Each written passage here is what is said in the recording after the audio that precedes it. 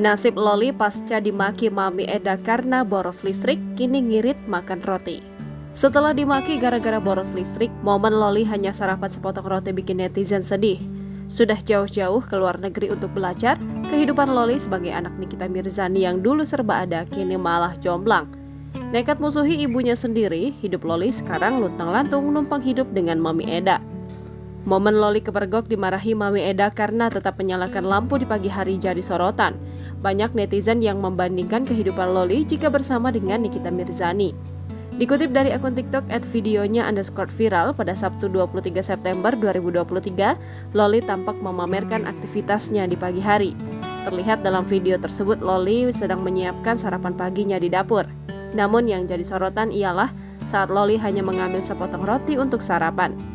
Loli mengaku mengirit dan tidak mau mubazir sehingga hanya mengonsumsi sepotong roti di pagi hari. Kita bikin roti ya guys ya, ini perasaan lampu gak ada yang nyala nih. Satu aja deh ya biar gak mubazir.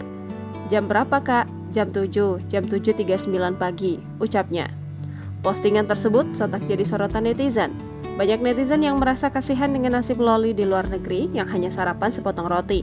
Seperti diketahui sebelumnya, Loli dimaki saat live perkara listrik. Lagi asyik live, Loli tahan malu dimarahi Mami Eda gara-gara membiarkan lampu hidup padahal sudah pagi.